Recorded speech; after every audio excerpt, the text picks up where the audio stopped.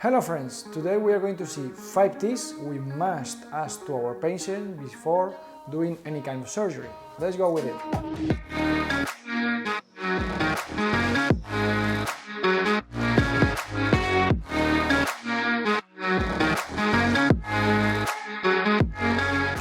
Hello friends, I am Juan Lara from the Oral Surgery, and with my partner Jose Luis Mompell, we are going to do this kind of videos to help you a little bit with your daily practice. Doing surgery in dental offices is becoming a common treatment in every single country of the world. Our population is becoming elder, and that is an issue that we have to keep in mind.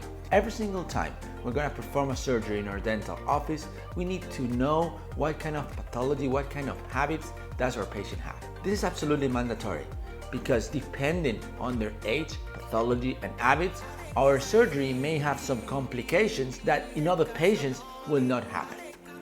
First tip that we want to share with you is the smoking habit. Smoking, thanks God, is becoming a less common habit all around the world.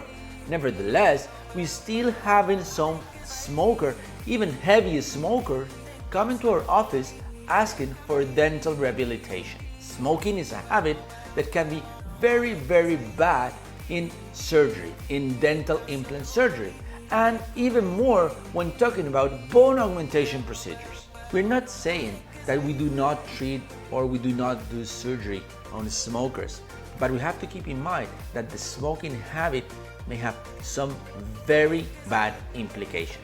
First of all, the microvascularization of the smoker is compromised.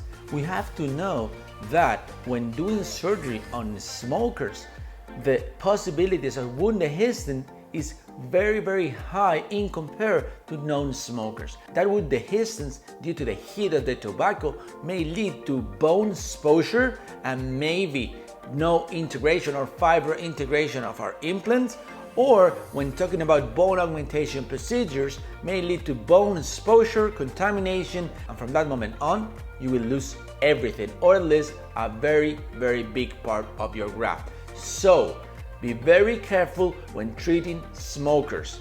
We do not say it's 100% contraindication for placing implants or doing augmentations, but you have to know that the risk of complications is very, very high in compared to non-smoker patients. Second question that you need to ask your patient, and it's absolutely mandatory, it's about allergies.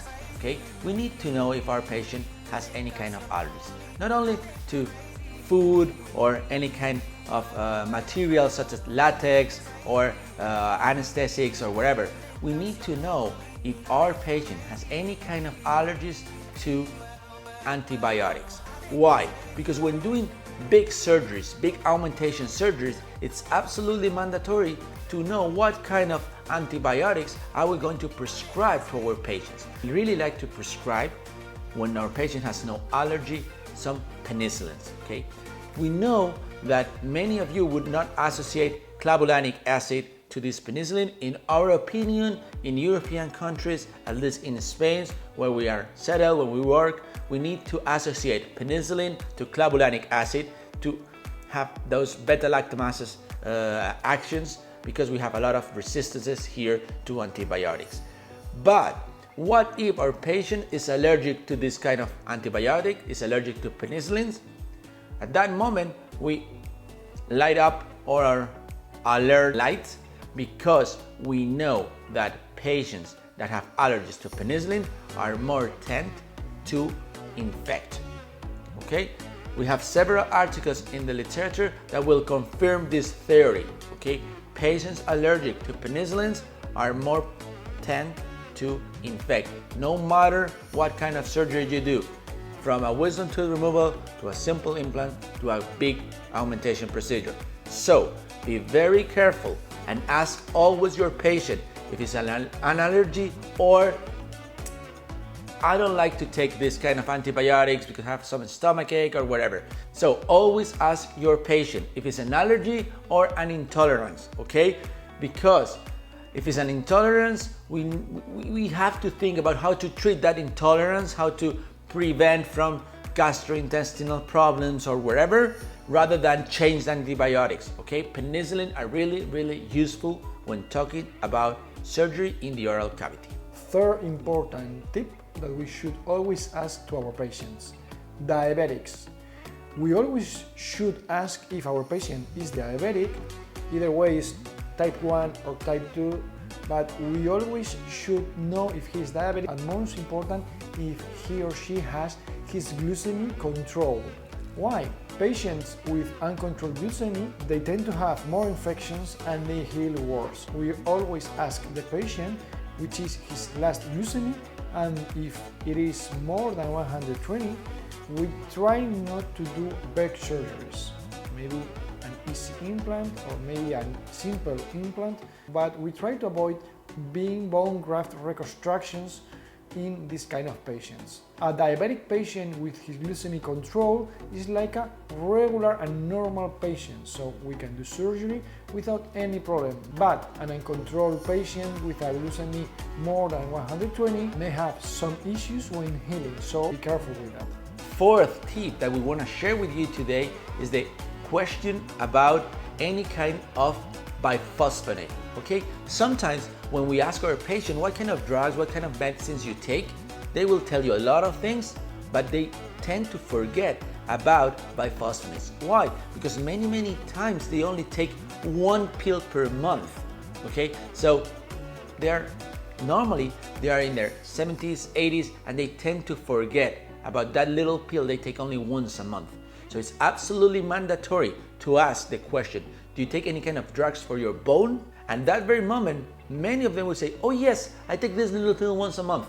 We have to keep in mind that this kind of drugs, biphosphonates or new medicaments such as desoxumab, they will have a very high, very powerful effect on bone metabolism.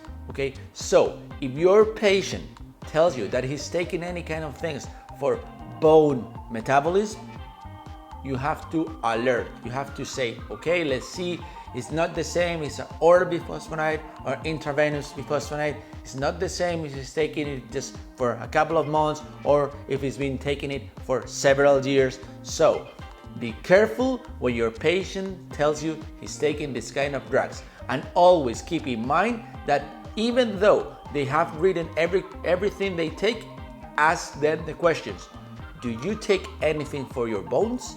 The fifth tip is patients that are taking anticoagulants or anticoagulant drugs. We should know always if our patient is taking this kind of drugs. Why? Because it may lead into a bleeding surgery or maybe into a very uncomfortable post-op for the patients with hematomas, more swelling, and maybe a big bleeding that we are not going to control easily. So, first thing, our patients that are taking anticoagulants, we usually do not suspend the anticoagulants.